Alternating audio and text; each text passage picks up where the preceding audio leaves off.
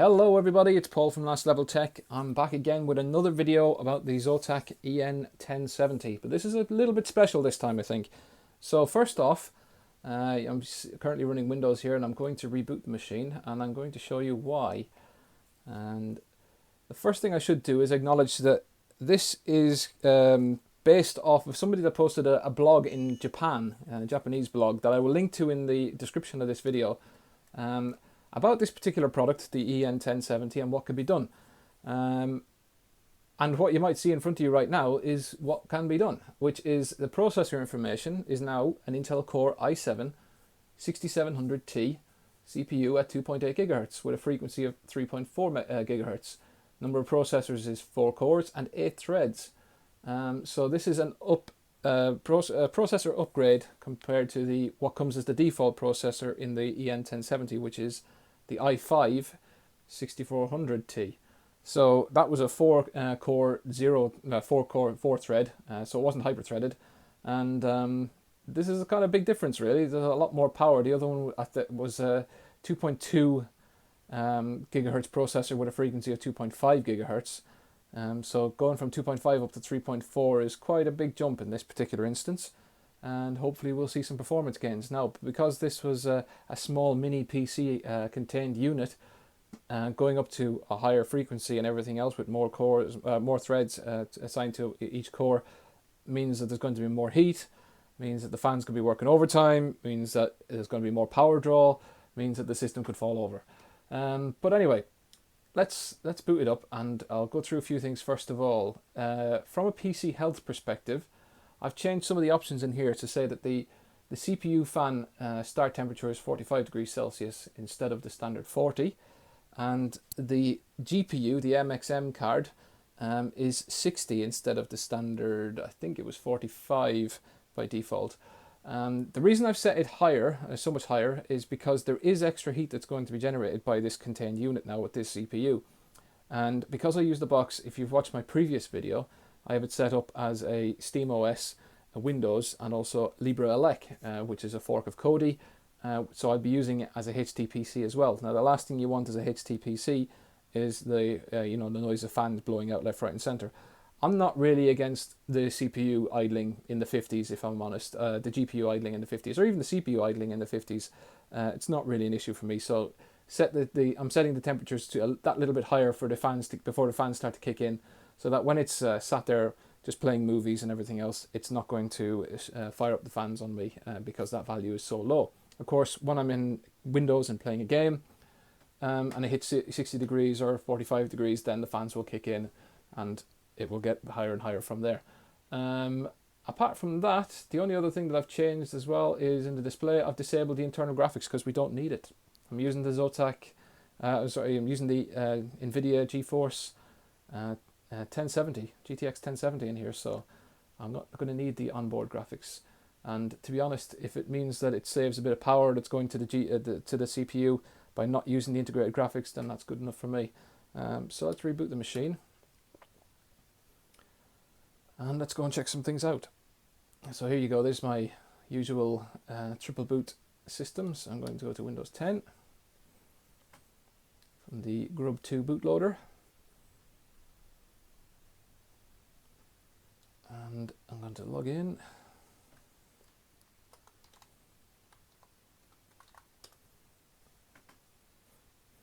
And we're here. Okay. Try and get that to focus a little bit. So yeah, so the first things first, like I say, credit goes to the unnamed person, I don't know who it is, male or female in Japan, who posted a blog showing that you can disassemble the EN1070 and you can change the CPU. It's not a CPU that's hard fixed to the motherboard. It's a standard socket, LGA 151, FGA, whatever it is, the smaller type socket that you can just take the old CPU out and pop in the new one quite easily. The other question was, would the BIOS be able to accept this new CPU? Had Zotac locked the BIOS to the specific CPU of the 6400T from Intel? And that person, my Japanese friend, as I refer to him now, confirmed that they were able to put in the 6700T, and it would work, and the BIOS would pick it up correctly. So what I need to show you is a few different things. So we'll look at the CPU first of all. So there's a picture of the i7 6700T, which you've seen in there right now. And I want to go to the motherboard.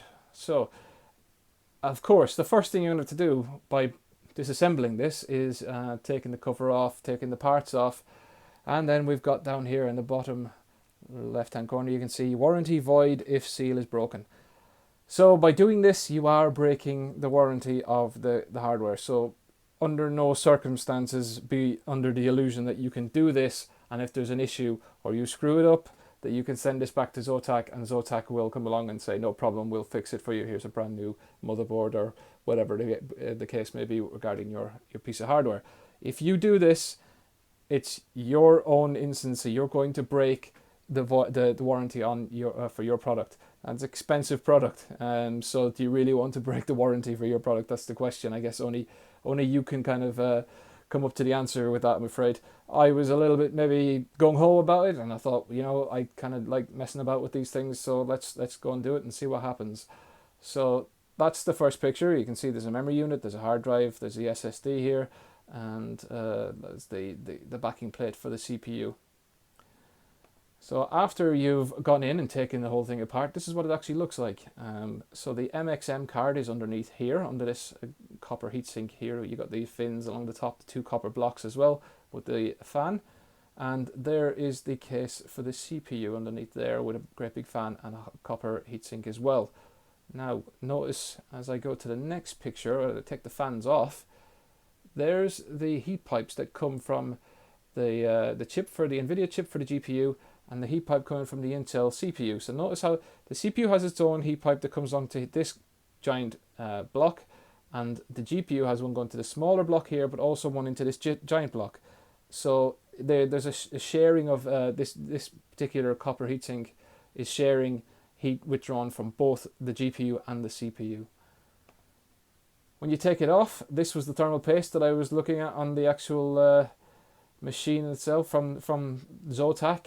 So wasn't too sure of how great the thermal paste was, but in further testing it seemed to do a good job for what it is. So you can see this is the MXM card version of the GTX 1070. It's quite small, but it is the fully fledged GTX 1070. Of course, it is affected by thermal throttling in different ways depending on what you've got on your what a game demands and what the cooling solution is of your machine.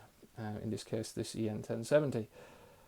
Once I took everything apart, you can see here's the heatsink, and it's all been cleaned down. I've got some isopropyl 100% or 99.9% isopropyl alcohol to completely wipe down the GPU, the top of the GPU, and also the heatsinks here to completely take off all the old thermal paste. Did the same on the CPU so that it was completely clean and ready to go for new thermal paste or new thermal grease, as I ended up going with in this instance, to able to fit everything back together again. And what that meant was, let's have a look. I'll go to CPU-Z and we'll open that up. If you're wondering about the end of this video, actually, what I'll do is I'll attach on a series of small videos I did on how to take the unit apart. So if you're interested in doing this, there'll be some brief instructions in video form of where the screws are, what you need to do to take it all apart, what it looks like when it's disassembled, and you can go from there. When it came to reassembly of the unit, I used what's called, I've got it here, it's Thermal Grizzly Cryonaut, which is ultra high performance thermal grease. So it's up there with the Gelid Extreme variant of thermal paste that's out there at the moment, and I have to say it's been pretty spectacular. I'm really impressed with it so far. So it's reasonably expensive. It cost me £10 for quite a small batch of the paste, but it seems to do a very good job. But here we go, CPU-Z information, and confirms it's an i7 6700T. And if I open up here, I I can show you the difference in values I got between the old 6400 and the new 6700. So there we go. So this is the benchmark results that I got from this machine with the 6700, and you can see as we go down the list, okay, it's still a 35 watt part, again 35 watt part, but look at the voltage. The V-core is under 1 volt, it's 0.952 volts. This one is 1.16 volts, so obviously with the extra power that's required, that's going to generate more heat, and that will reflect on what's a requirement for this particular unit. If we look at the CPU-Z information, we'll see they're both 14 nanometer parts, and there's the core voltage difference that we talked about. There's the 35 watts that we talked about. Here's the core speed, so we're up to just under 3.4 gigahertz against 2.4 gigahertz. So that's 2.5 gigahertz. Sorry, that's quite a big increase. So we're looking at 25x multiplier versus a 34x multiplier. And the other thing, of course, is that this has 8 megs of level 3 cache, and the old has 6 megs of level 3 cache. So again, improving performance. From a results perspective, here is the result, and you can see from multi-threading especially, obviously with it being hyper-threaded, there's a vast difference over the old CPU.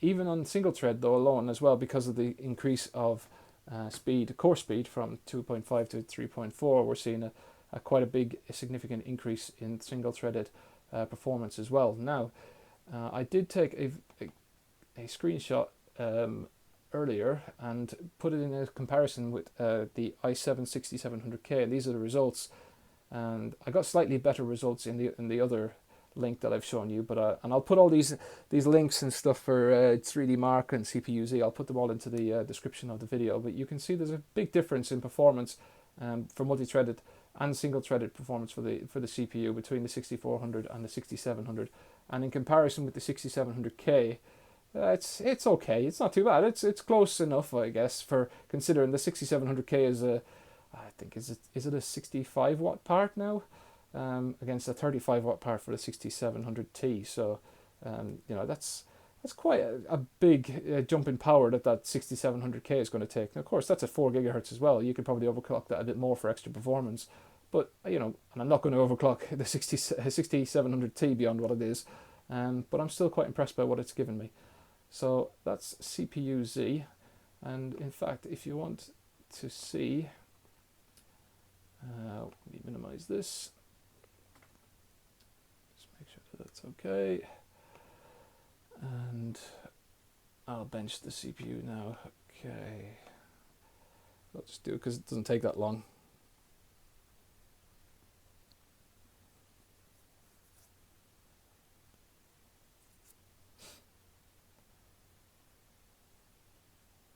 That's even a better result than before.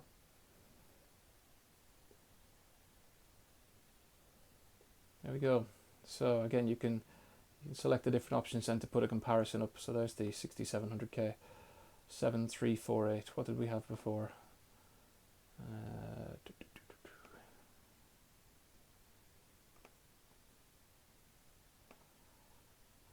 And on here we had 7348. 1965 against 1702, so pretty close, but again shows you that it's fairly consistent. And yeah, that's it.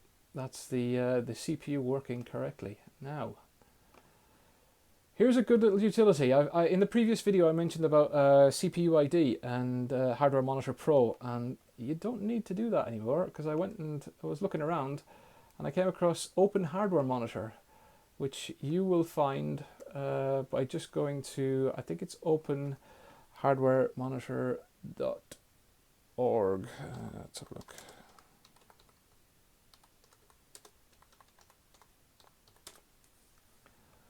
Yeah, openhardwaremonitor.org, and you can download it for free and have it monitor your machine like so. So you can configure to start at minimized and run at Windows Startup, which is what I do on my machines at the moment.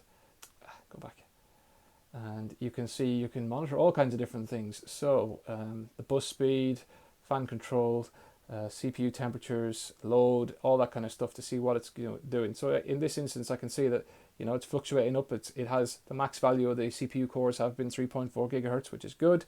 And the core temperatures are in the 70s, which is not too bad. The warnings would be in the 90s. I've only seen it get into the 80s once, so that's pretty good. The CPU core is maxed out at this particular instance at 100%. That's when we were doing our test on CPU Z. What else was I going to show you? So you can look at the generic memory. You can scroll down and see a lot. You know what? Helps when I do that. Let me do that again. So there you go at the top. We've got voltages, and we've got temperatures, we've got fan control, and the clock bus speed, which is here. You can see there's the max speed, what it's currently running at.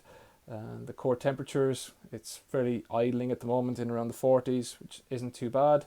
And you can see the max temperature and the CPU core temperatures, CPU core usage. The load obviously went up to 100% from CPU Z.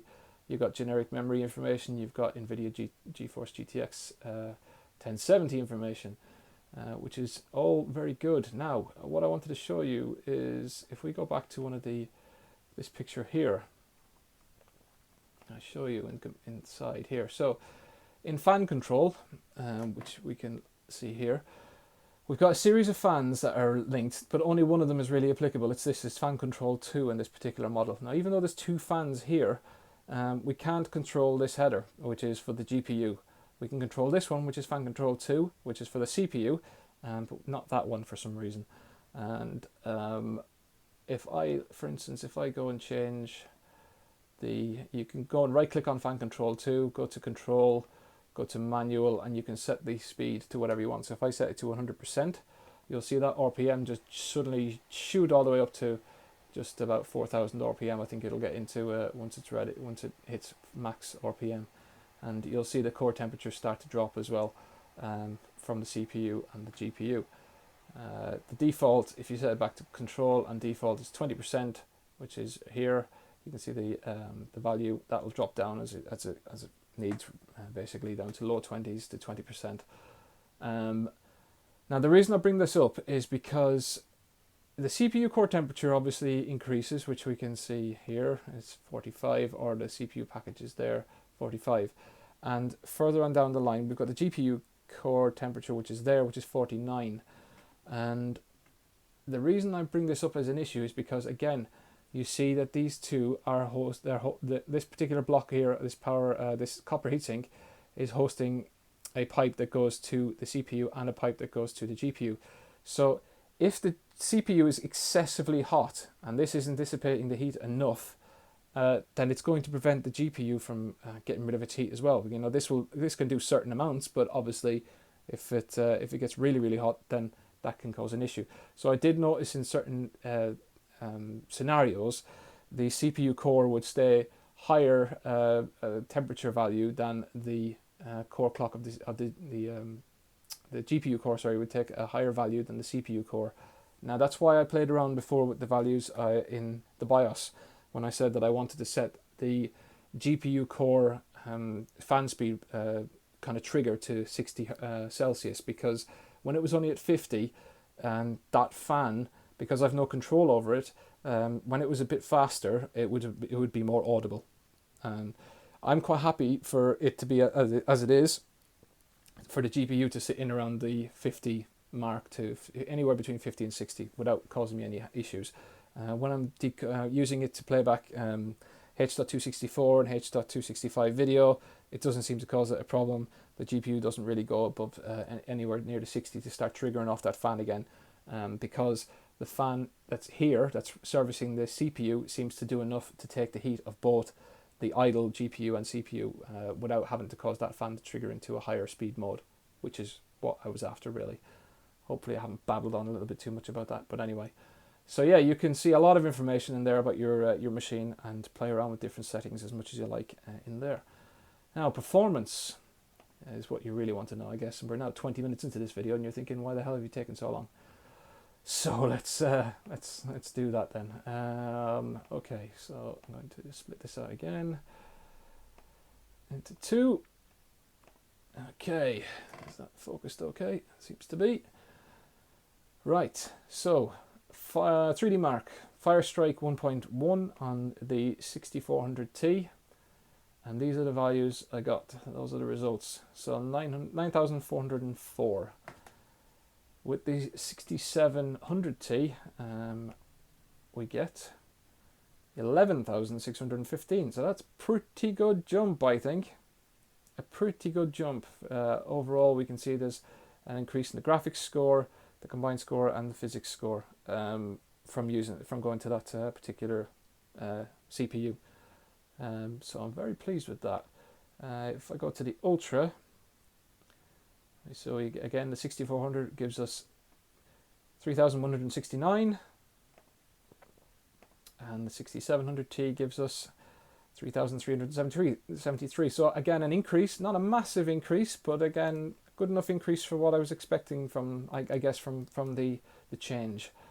And finally, we did the TimeSpy 1.0, which is a DX12, and so that gave me 4,042.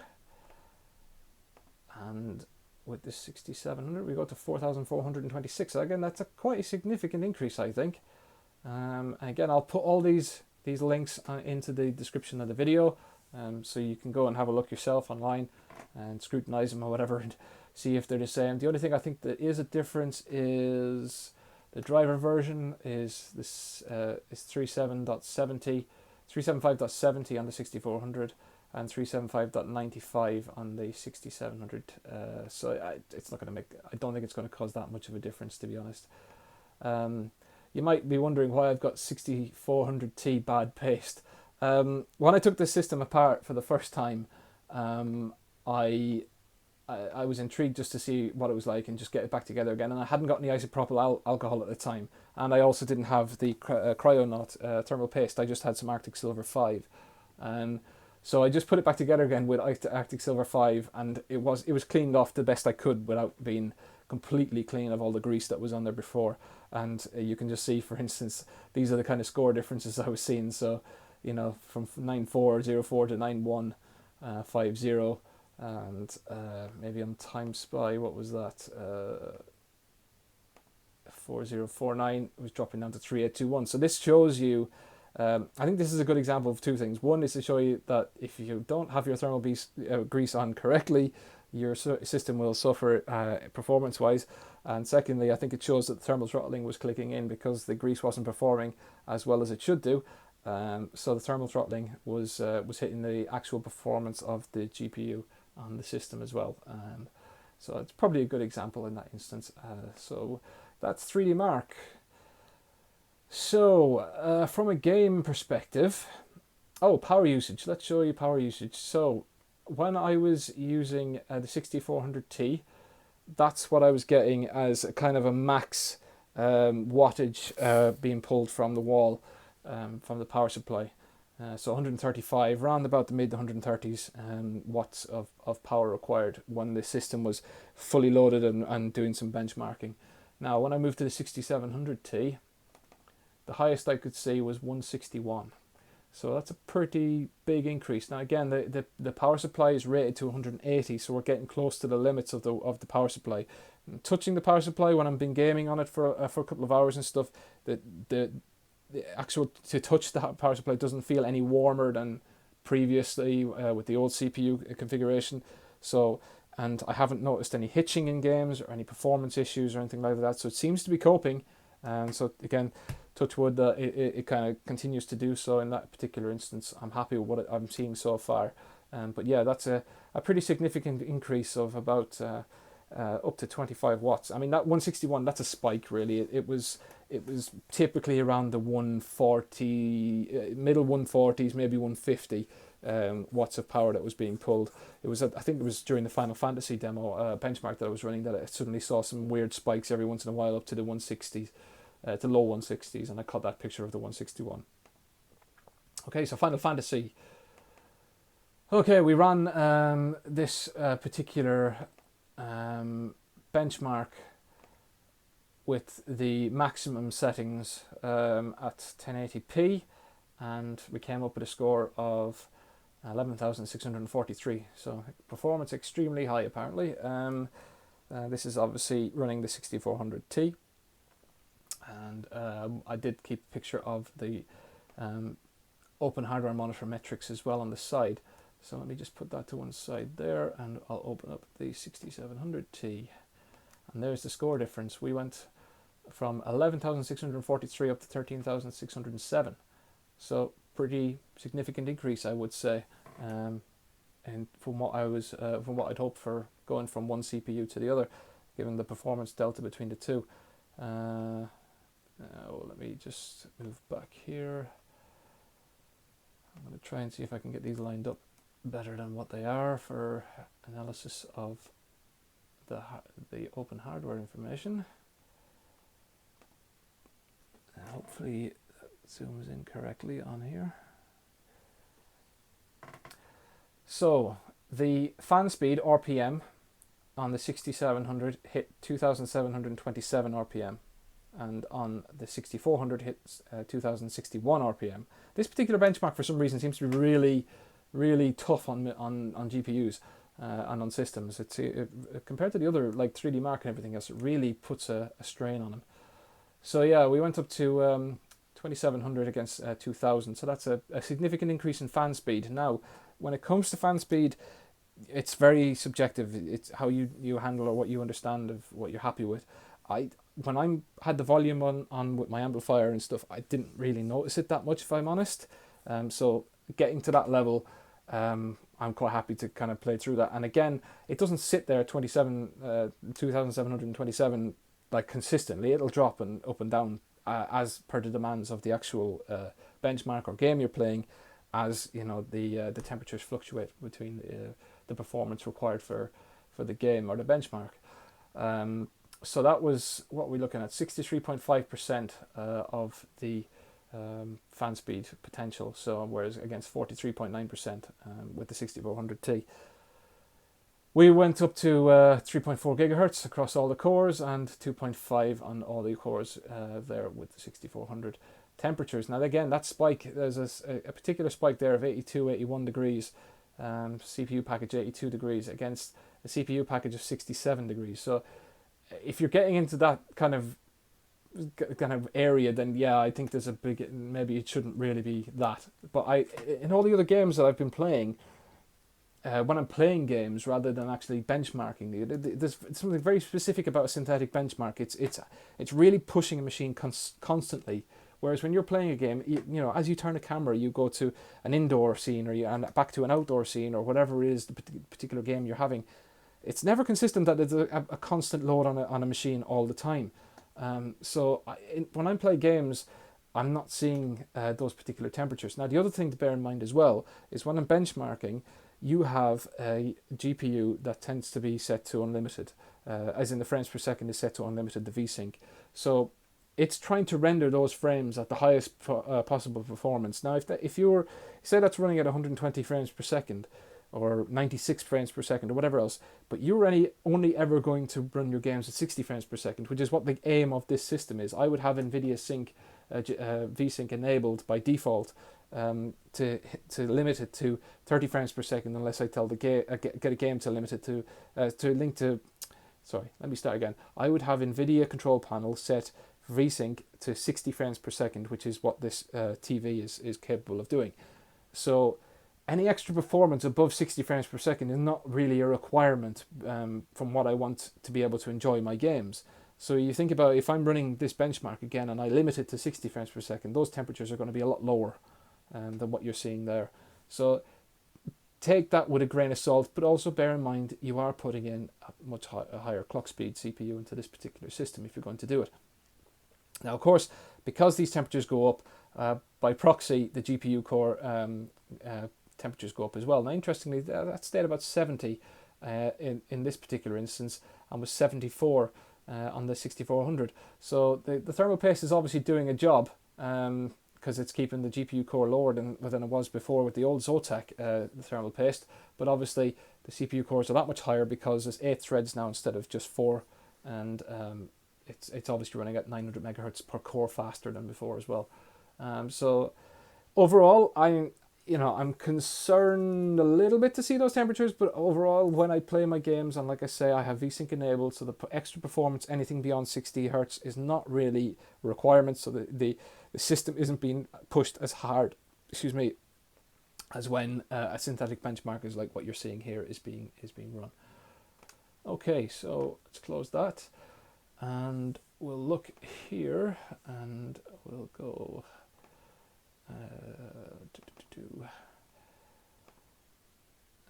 Where do I split this? Can't remember. Is it view? Move to other view. There we go. Okay, right. These are the Grand Theft Auto scores. So the benchmark, this is a particular benchmark, was at 1080p. So we'll see past zero, you'll see the average frames per second was 56 with the 6400. It's 65 with the 6700. Phase 1 is 50, is 62, 60, 76, 70, 91, 55, 67. So you can see there there's a lot of reflection MSAs on, a lot of the texture quality set to highest, the ultra and everything else as much as possible. I think the only thing I didn't have on was any anti-aliasing. And I'll run through some of the demonstrations of the videos before I finish with this particular video, just to show you what the performance is like. But these are the numbers that we were seeing. That's quite an increase there, you know, phase 3, 70, 91 on the 6700 against 60 and 76. That's quite a good, that's a decent performance increase from before. So I'm quite happy with that. So let's close that. That's at 1080p. And let's do the same again with the results from UHD. And we'll view and move that to another view again. I love Notepad++.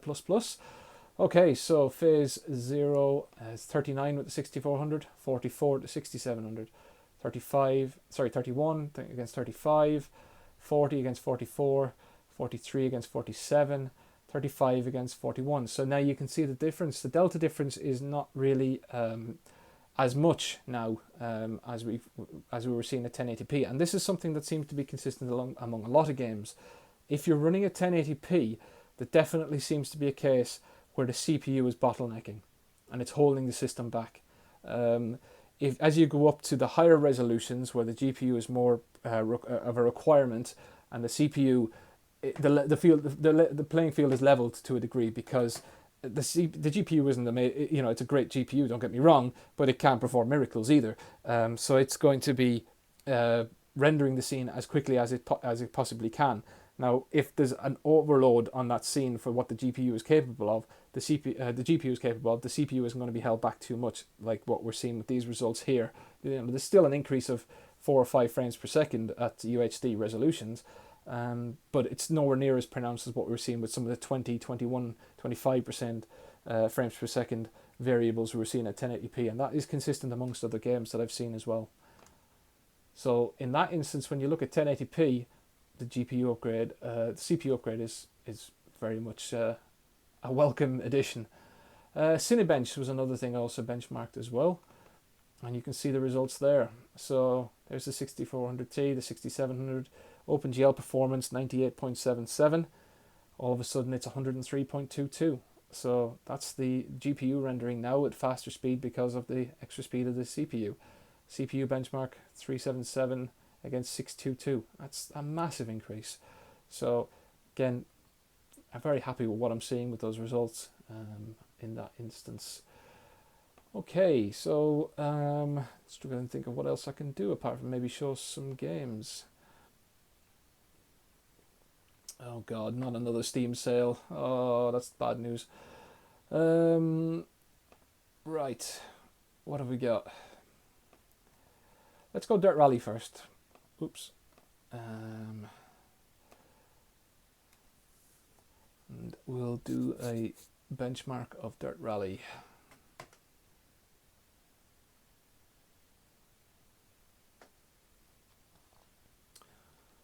And this is in D3D D11, so DirectX 11. You can see in the top left-hand corner.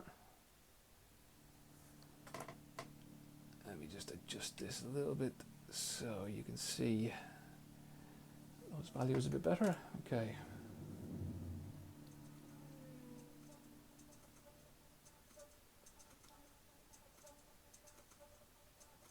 The overall system performance you can feel an increase as well with going to the 6700T as well. It's just in Windows as well. It does help.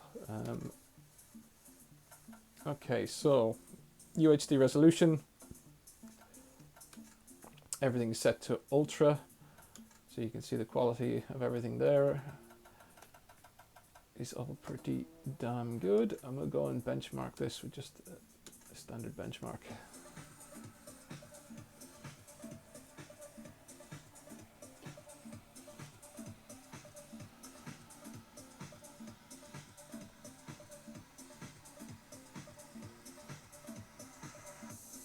Takes its time to load.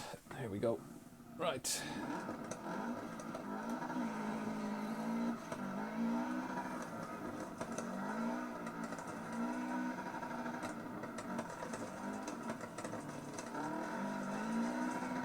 I've tried benchmarking this game a few times and keeping it to get consistent results, but they changed the camera angle in the benchmark multiple times, so I couldn't get a consistent run where it was always the same camera angle.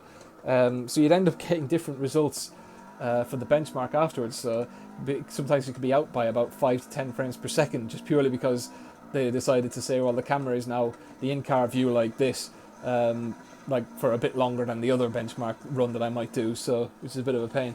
But you can see this is generally 60 frames per second so far anyway at UHD resolution.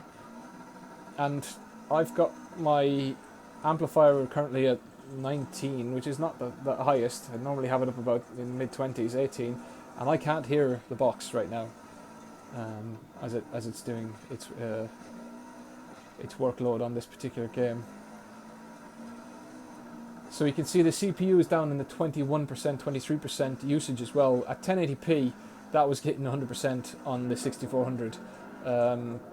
So I might try and do a 1080p run in a second, just to start off with maybe, rather than let it run the whole way through, because you don't see that bottleneck anymore. You don't see it hit 100% and sit there at 100% for a couple of seconds or longer, because obviously with the higher clock speed and the extra threads, I think the higher clock speed more so than the extra threads, because some of the games aren't that well optimized to accommodate all the extra threads that a CPU can have. But certainly the higher clock speed does improve that bottleneck from the CPU to the GPU side. So again, mid-60s.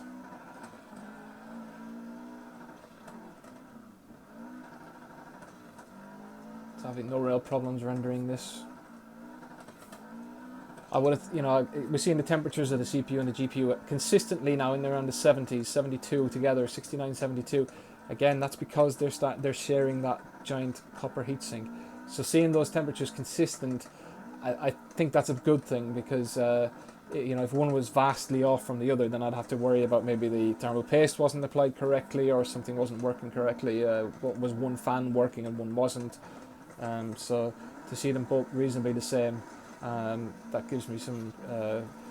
It makes me feel like they're working in collaboration correctly.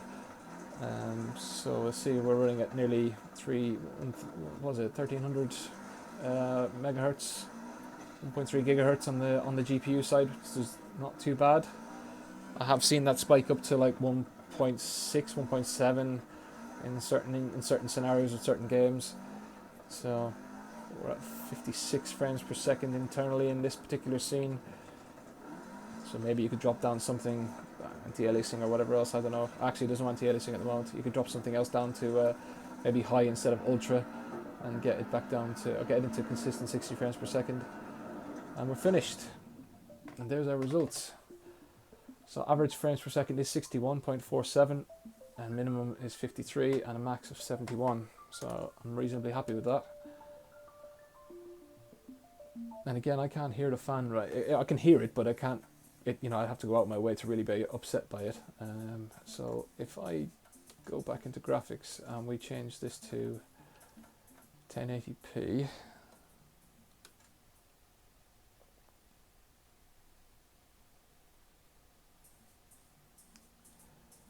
Yes. I think I said in the original video as well that the fan noise is consistent to maybe what a PlayStation 4, an original PlayStation 4 was like. If anybody recalls what that's like when that started to get warm, it used to sound like a blower really sometimes. But it's maybe a little bit like that. So that's kind of the best indication of what I can a comparison I can give you between what this is like against a PlayStation. But then again, don't forget, like I say, this is rendering D3D DX11 now at 90 frames, 80 frames per second. This is a 1080p Ultra. I wouldn't be playing a game at 120 frames per second. I'd be limiting it to 60 because I like a consistent frame rate. Because I think a consistent frame rate provides a much more stable game experience.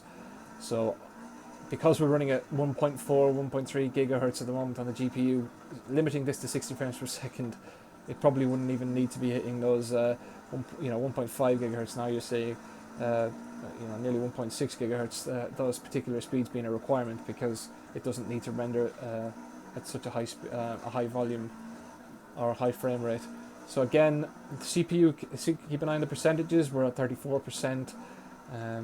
That's vastly lower than what I was seeing before. Easily half of what I was seeing before at the 6400T. That would easily be in the 70s constantly during gameplay. And then there was just spikes every once in a while. You get to certain scenes where it would just hit 30%, 100% and just sit on 100%. Whereas now we're in 30%, we're in 40s, and it's having no real problem. And the GPU is saying, okay, cool, if you're running at this low, then obviously the heat that's coming off you isn't as much. I have more capacity to not be thermal throttled as much, and I can up my megahertz to like 1.4, 1.5, 1.6 gigahertz to be able to give some extra performance.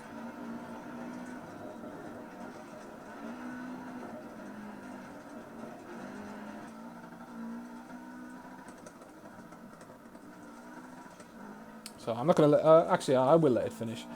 I've got time.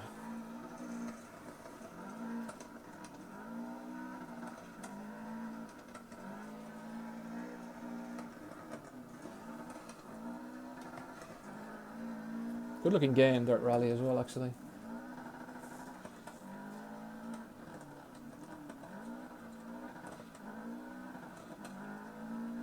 In fact, I am going to stop it. So let's stop this one now. You get the. There we go. Average frames per second 124, minimum 83, max 147. I think that's pretty good. That's ultra settings at 1080p without MSA or anything else. I will give you that. But there's obviously plenty of scope to be able to do so. So let's go to the Division,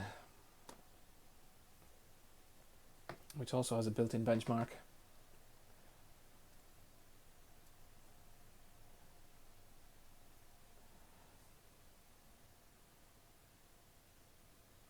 Alright, temperature's looking at the moment. So we did reach. That's what. Let me reset this now.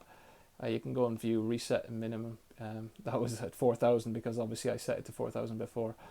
Okay, that's fine.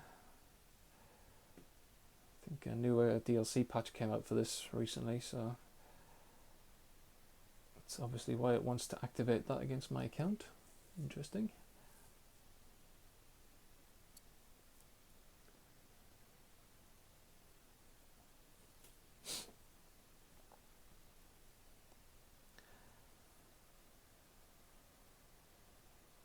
Okay, so the Division, this is currently set to 1080p, obviously, considering you can see the size of the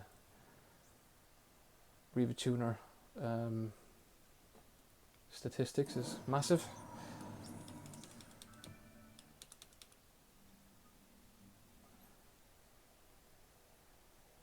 I love how my phone just blows that out to like a really weird color.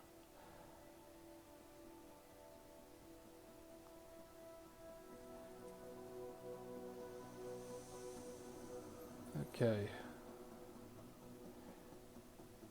Let's try and set this up right. I don't need to see this, that's fine. Options. Okay, so we're set to 1080p at the moment. We might as well do that one first. and graphics is set to, let's go just set it to ultra.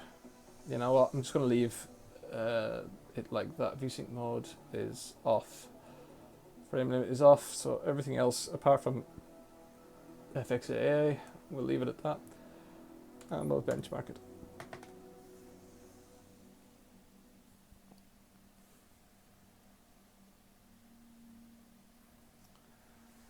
So yeah, as I was saying earlier, you know, with the extra power increase, the extra heat dissipation that's a requirement, I was worried that I might see instances of you know, graphical artifacting or something else that might be causing a problem.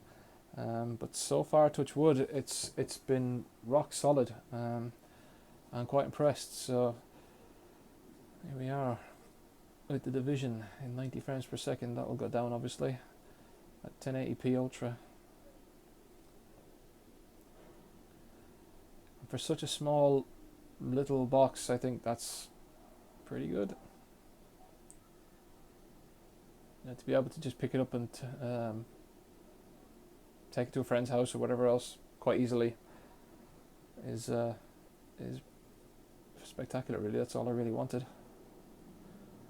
And I think I said in the original video I did not so long ago, for this particular product, the Zotac are bringing out the EN1070, which is a 1080 GTX 1080 GPU, probably an MXM format as well, but it features a fully fledged 6700K, so you'll get extra performance there, and also it's water cooled, so it's a bigger box obviously than what we've got at the moment, with the EN1060 and the EN1070, but you know, that's another potential box out there for performance gaming if you wanted to spend that kind of money, because let's be frank, these things aren't particularly cheap. So puts into question how ridiculously stupid I was to break the warranty of it to put in a 6700K. But okay, there we go. What have we got here then? There's our results.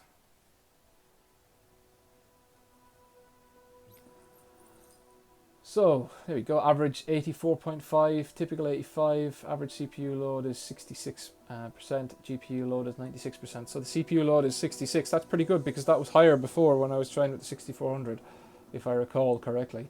You can see that the GPU at 96%, it's pretty much being maxed out, which is good. It's not being bottlenecked by the CPU, you'd like to think. So let's update this to UHD. I need to press F to apply that, I think. Okay, and let's benchmark it again and see the difference in what we're going to go from here, because obviously we've got the 84.5 there as the average. I reckon we can easily go halfway below that. We'll be well into the low 30s, I'd say, at UHD. Now the temperature of the CPU there crept up to 85, which is interesting on a loading screen. 82, back down to 74, 71, 81. So there are instances, you see what I was trying to say to you before, where it just spikes up to that value and then just drops suddenly. You know, 81 down to 69.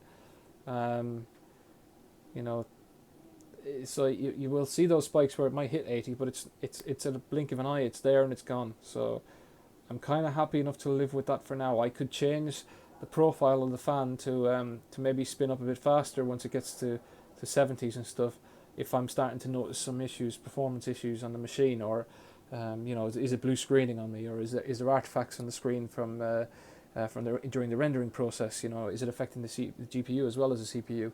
But so far, like I say, this seems to have caught a balance that I've got right now for performance of the machine, whilst staying within the limitations, those variables of what would be expected of a CPU or a GPU.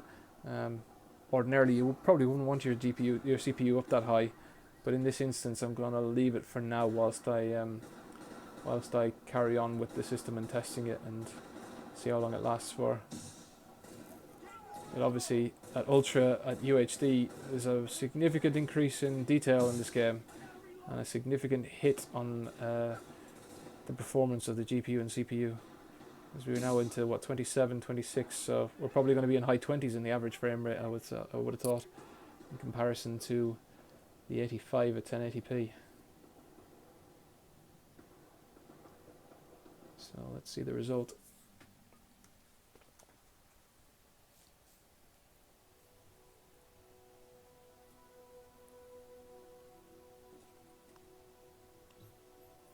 And there we have it, 28.4.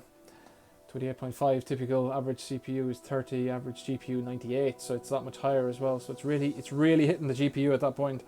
And obviously, because there's the heat on the GPU that's been transferred to that heatsink on this particular unit, the CPU is inherently getting having that heat affecting itself as well.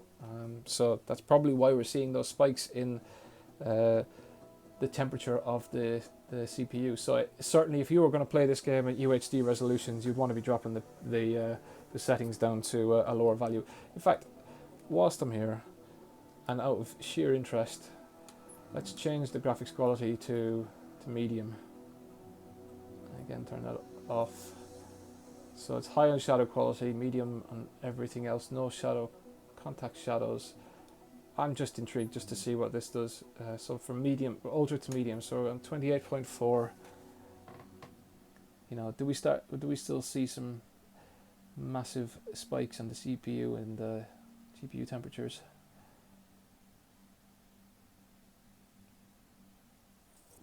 Oh yeah, okay, that's better. 46, 45, 44. Okay. There's not that much difference again in what I'm seeing. You'd have to go out of your way to kind of look at the shadows and everything else to see where the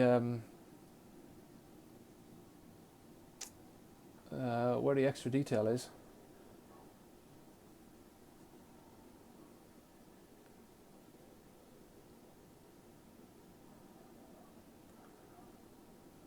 Yeah, so we're definitely about 5 or 6 frames per second higher.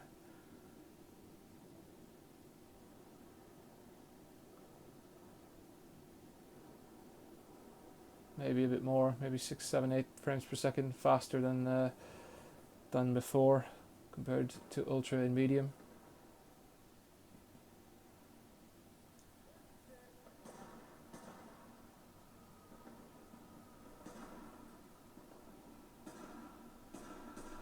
So if you were to lock this to 30 frames per second, which I hate, by the way, but if you had to, then you would obviously have no problem to have a pretty smooth game at Ultra HD resolutions by the looks of it.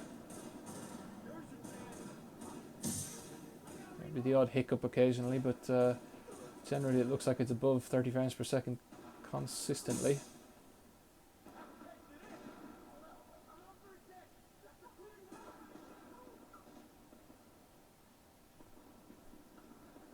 Okay, I'm going to go with 36 as the average. Let's try it and see. Let's guess at that. Maybe that's being optimistic.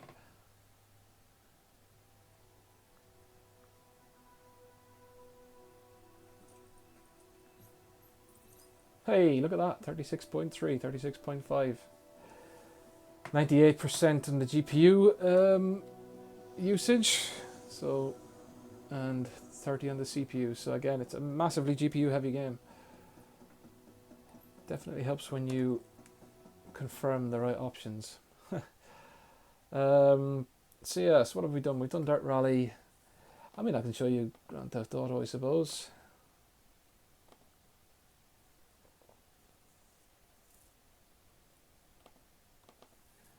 So what did we reach? 29,980 RPM on the fan speed during that particular benchmark. Let's reset it back down again. Grand Theft Auto. Oops. Okay, go back in.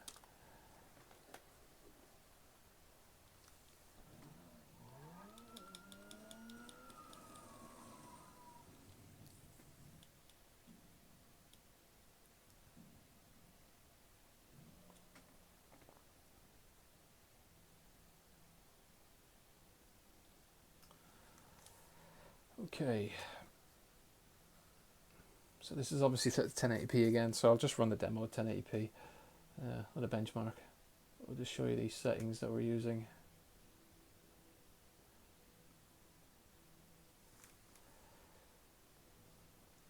Or at least I'll try to. Why is the mouse not moving that over there?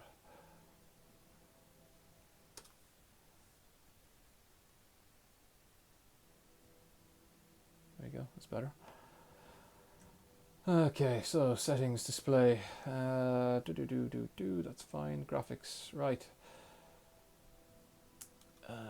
So 1080p, FXA is off, MSA is off, VSync is off, everything else is pretty much set to the highest. Reflection MSA is 4, which probably doesn't need to be that. Soft shadows as well, ultra.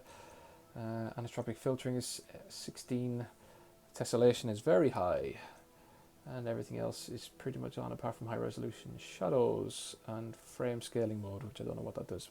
Anyway, let's run the benchmark.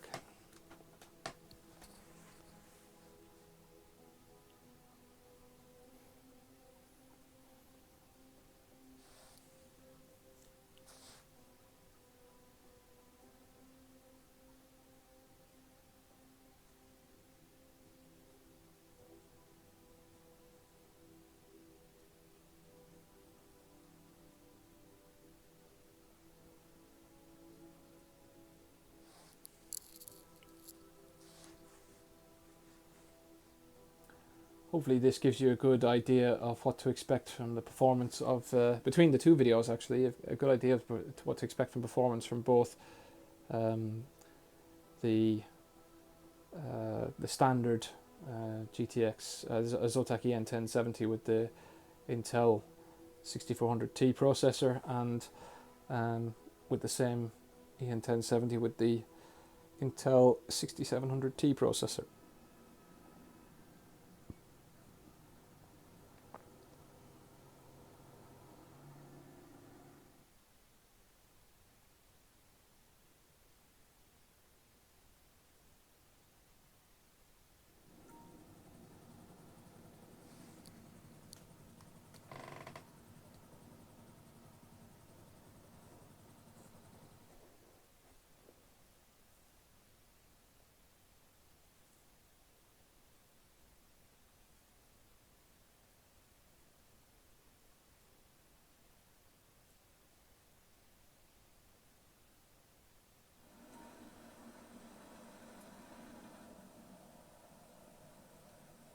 Yeah, 1600 megahertz, 1759 on the GPU. This is definitely a game which benefits from a higher CPU. When I first loaded this game up with the 6400T, it actually gave me a warning message saying that your processor doesn't meet the minimum requirements, which I thought was interesting. I didn't get the same when I ran it with the 6700T.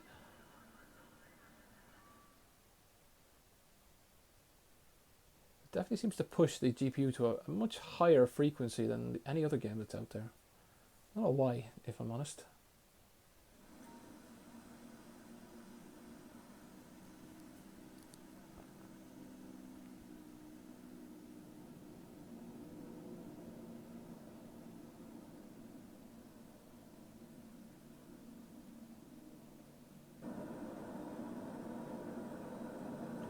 Big difference in the CPU and GPU temperatures is 6 to 9 degrees in certain instances, so you can see that there's the extra 900 megahertz speed on the CPU definitely does get used by this game. There's a lot of extra workload being done on the actual CPU.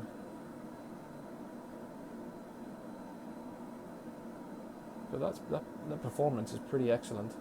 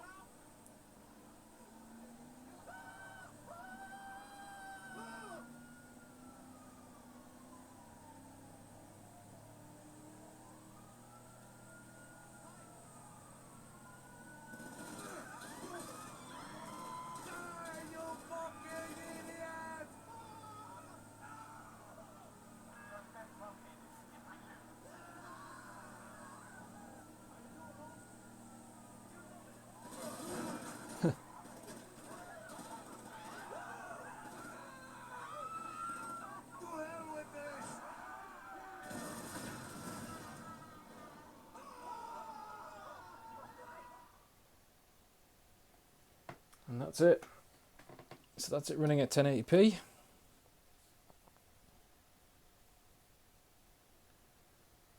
I think it automatically reloads Grand Theft Auto again.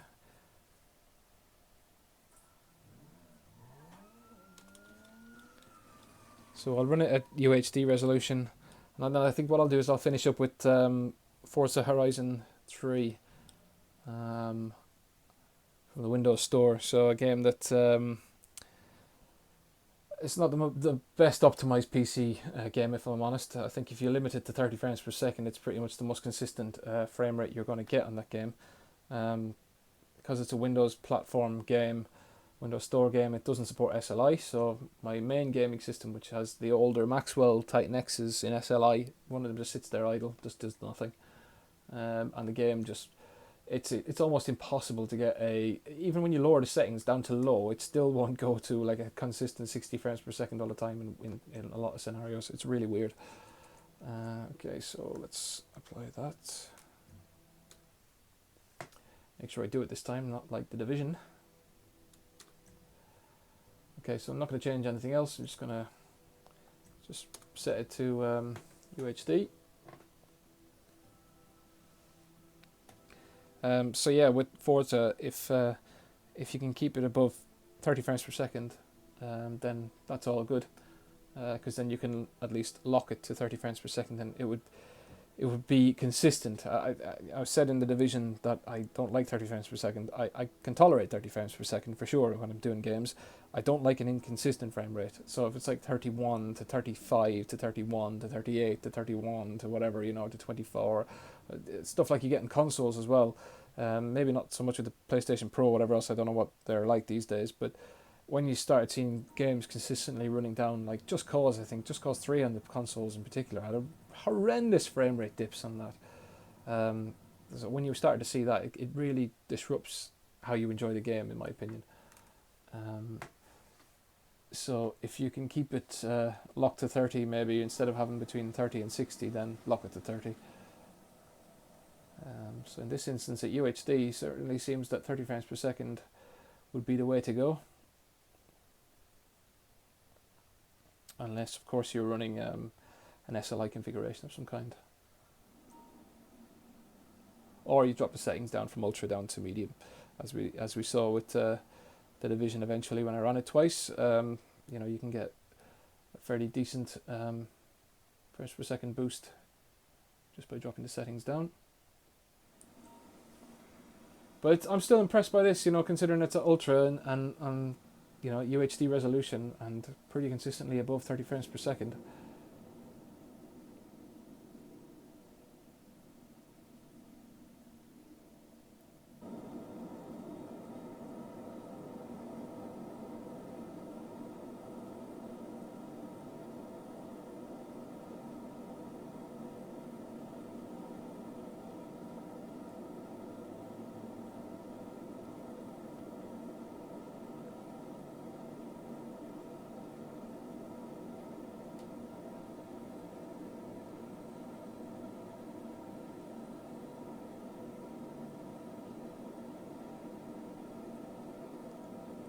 All the pop in and draw detail and everything else, like I said before, you'll get that in no matter what resolution you set this game. It's just the way the engine works.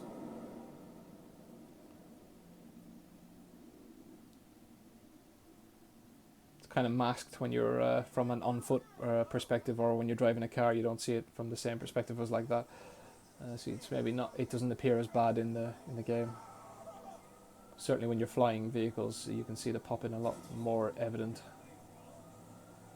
and prominent on the screen than before.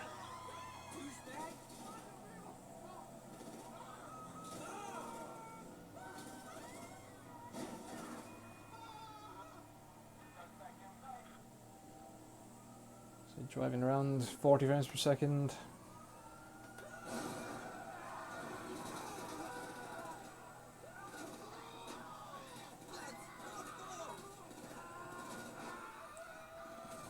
That's it.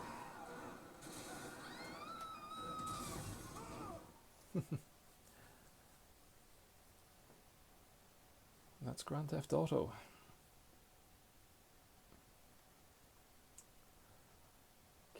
So stop this because it's going to run it again, which is a pain, but I will just let it and then exit out. Come on.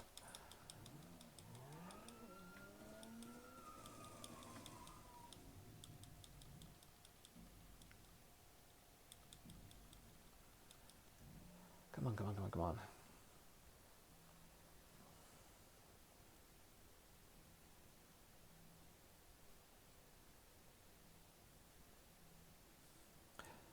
Wish it didn't do this with the benchmark utility, but it also doesn't give you a result on screen. It says, you know, go and read this text file like I showed you before in Notepad++. It's like, okay, great, thanks.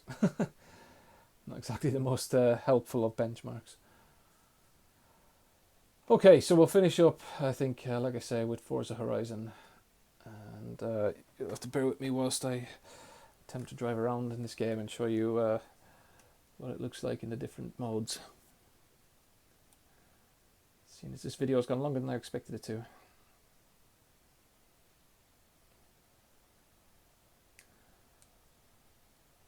So like I said at the start of the video, I will end with it's just a series of clips, video clips of what it's like to take the EN1070 apart, what you need to do to do so. What I'll also do actually just quickly is a video just to, what I'll do is I'll unplug the microphone and earphones that I'm using at the moment, and I will try and show you the different noise, what it's like for the noise, the fan noise, to try and give you some kind of perspective of the different levels. Now, again, as I'm sat here with the noise of this game, I can't hear the fan noise of the box. So we're at 1080p at the moment, and we have an unlocked frame rate, motion blur is on, and we've got it set to ultra with 4x MSA and FXA, everything else all on ultra. So let's start the game. It takes a little bit of time to load, unfortunately. I can hear it now, I can hear the box now because it's gone quiet. But certainly during gameplay it doesn't seem to annoy me. Unfortunately, Riva Tuner, the statistics don't show in Windows. Windows, what's it, UWP? Windows Universal what is it? Windows Universal Platform? WUP? Or Universal Windows Platform? UWP, that's it, isn't it? Games, so we have to rely on the frame rate, which you can see on the top right hand corner, and I can't make that any bigger, I'm afraid. But it should hopefully give us a good indication of what the performance is like.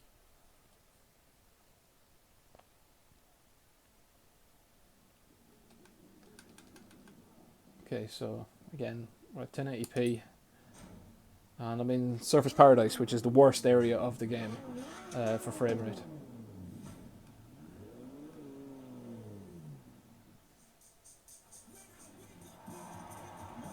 Okay. So 70s, 60s, 50s as I drive around. 52. So 59, 60, so not too bad. In fact, actually, if I just handbrake, so down to low 50s there, high 40s. So you can see as I go through the building areas, you know, down into the 40s, into the 30s, all of a sudden, that's why I was saying about this game being so inconsistent. You can be at 60s all the way around and just happen to drive through certain areas and it'll just suddenly just drop like a stone. And it doesn't seem to matter what configuration you have sometimes with these games. It just hits it like a lead balloon and just drops. Okay, so as we go out, you know, again the frame rate starts to go back up again. Sorry for my crap driving. Try and find a way out of the city. And we go out into the open world area.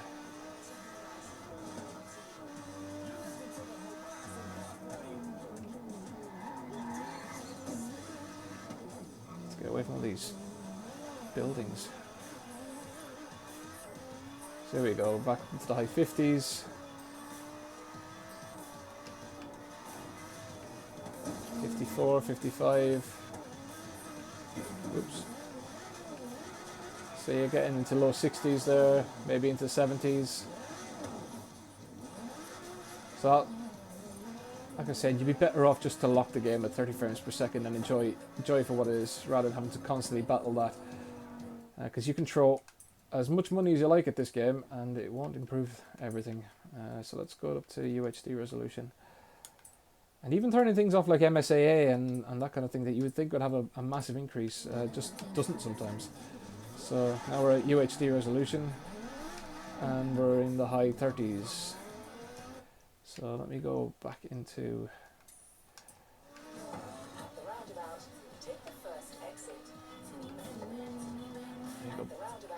Back in. The car is immediately harder to control because of the frame rate changes.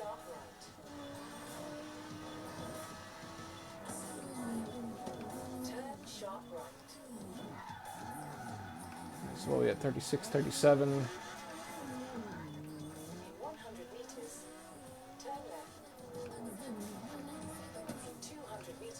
So you could drop this down to medium and low and whatever else and just play about with the settings just to get a more consistent frame rate.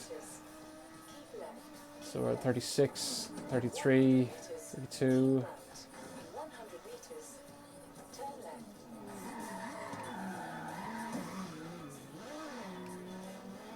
So mid-30s seems to be what it seems to be settling on at UHD resolution on Ultra.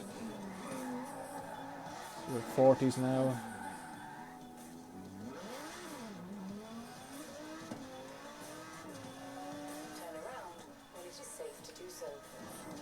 Lots of cars, lots of buildings.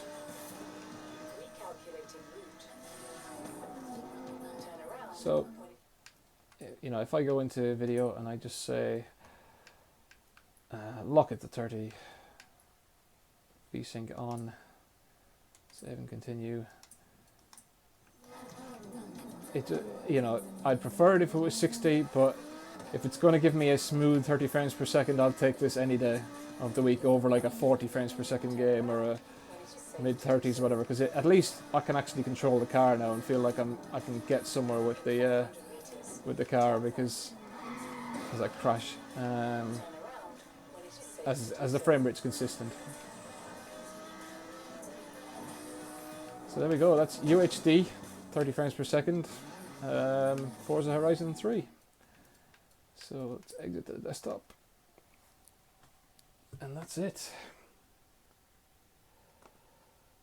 And if we look at the settings again, we got up to 2915 RPM, which is consistent with what my Japanese friend was saying as well for their experience with the 6700T. I think from what I could get from the Google Translate, they were hitting the same, like 2900 RPM on the fan speed for their particular instance. They actually delidded the CPU as well, so they took the CPU off and replaced the thermal paste that Intel use between the actual heatsink and the CPU itself to try and increase the performance. And I don't know how much it's actually done for that, but you know, from what I can see here, my fan speed is pretty consistent. Again, the highest CPU cores we're seeing mid 80s, so that's worrying. I'm probably going to work on this to try and decrease that a little bit. Maybe like I say, when I'll enable VSync for a start, so I'll keep an eye on this as I go along and to see how high that the CPU gets. But when we're doing the gameplay, typically again the CPU is in around the mid 70s. You know, you see spikes up to those values of 85, 84 for very brief periods of time, but it doesn't seem to sit there at that particular value for any long period of time. And it certainly seems to have no detrimental effect on the performance of the box and the unit itself.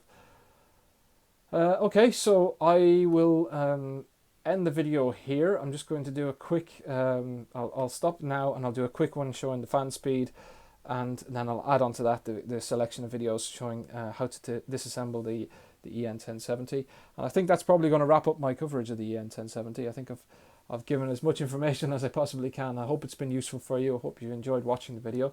I appreciate if you could like and maybe subscribe to my channel. It gives me more impetus to find other products and pay money for these products, because they're not cheap in a lot of instances, but go out and maybe review them or perform different things like this on them.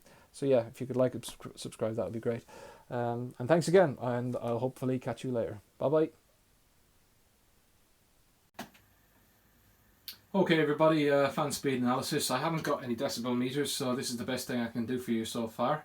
As I talk to you without any microphone or anything else, I'm just using the built-in microphone on the phone.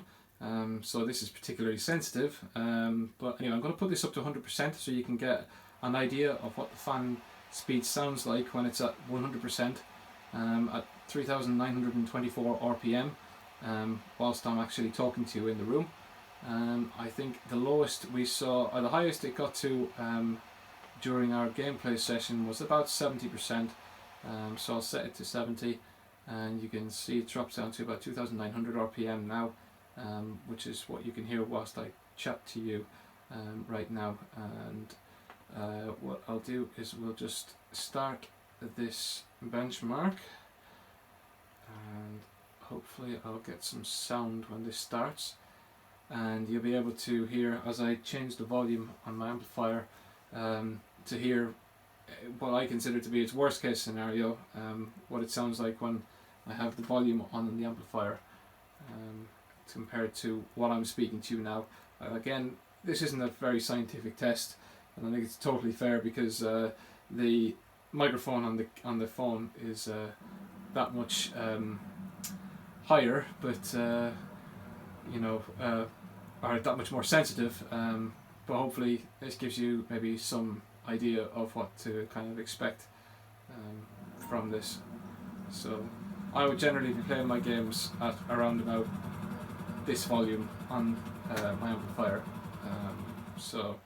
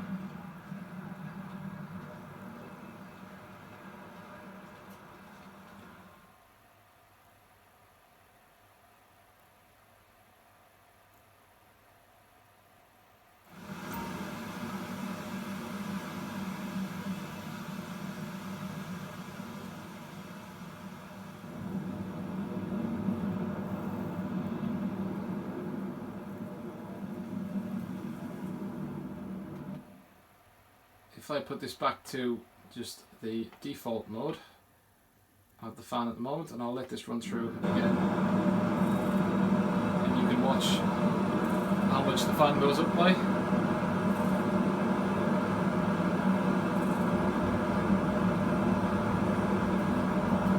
I'll even turn the volume down to 25.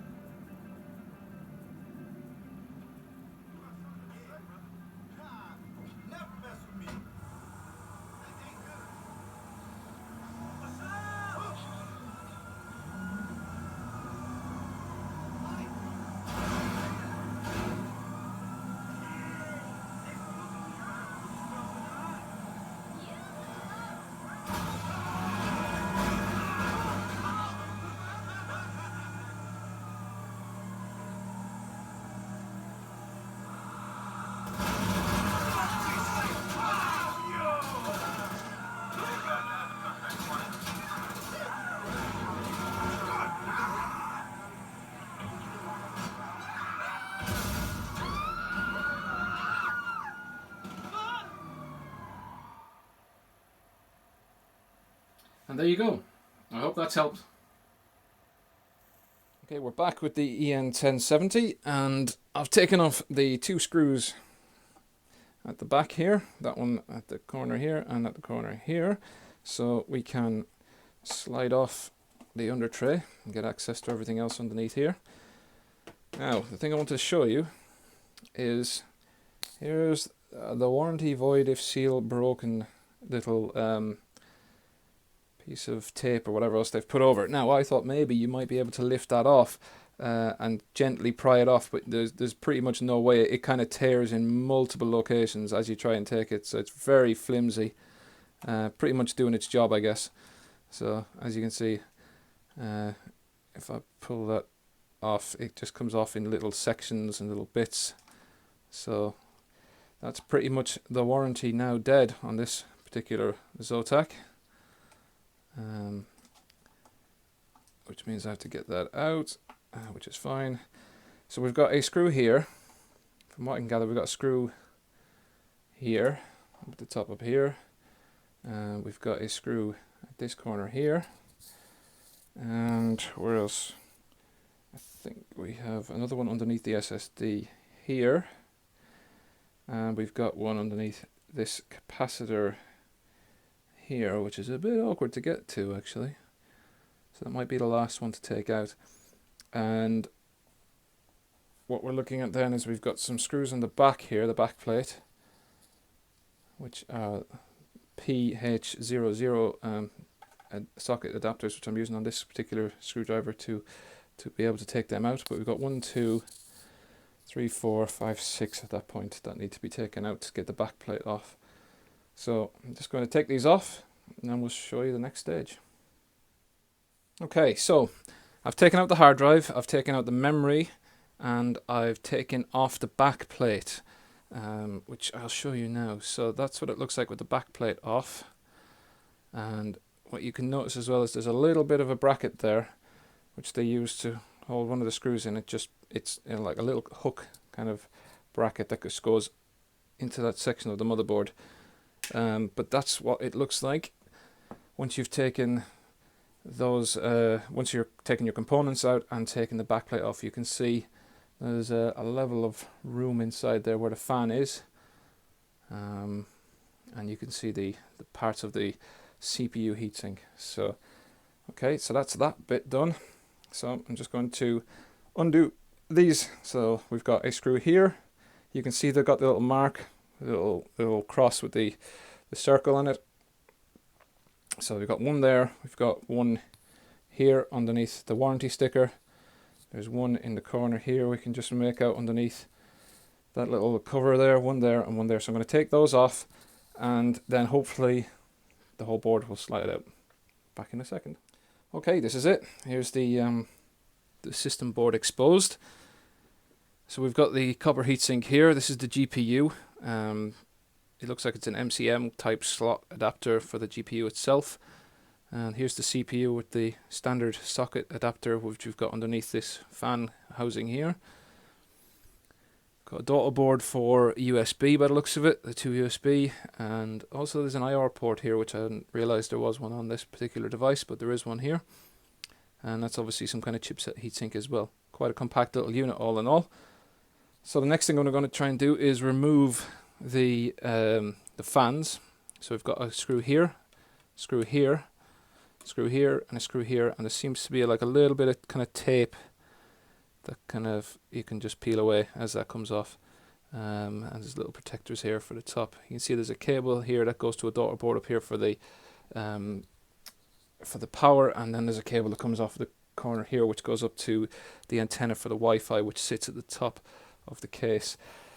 Okay, so I'm going to take the fans off and then look to take the heatsinks off. So I'll do that and then I'll come back. Okay, now we have the fans off. So we can see with the CPU fan, it has this kind of little tape kind of cover that it goes over between the fan and the heatsink there, which it's quite easy to just peel away. One thing to note though, of the 4 screws that came out, you got three of the standard kind of countersunk screw, which is just simply, you know, just take the screw out and job done. But one of these it's like on this side here for the CPU fan. It's like the whole arch here is the part of the screw, this part of the screw head, and the actual screw is underneath the bottom down there. So just bearing that in mind if you're going to do it. It stays in as part of the housing of the fan itself. So we have the exposed copper heatsink now, so we can see the pipes that are coming from the GPU. So that pipe obviously goes for the GPU there to get blown out from the fan on that side. It also uses one of the arms to go into the big block of copper here that shares with the CPU. So interesting, that little arrangement. So what we need to do then is we need to unscrew these 4 screws here to get access to removing the copper heatsink, and we also need to remove these 4 screws here to take the housing off the CPU, because this is all part of one big block. So I'm going to do that now, and then I'll come back. Here you go. That's everything exposed. You can see there's quite a lot, maybe a dollop of thermal paste they've put on.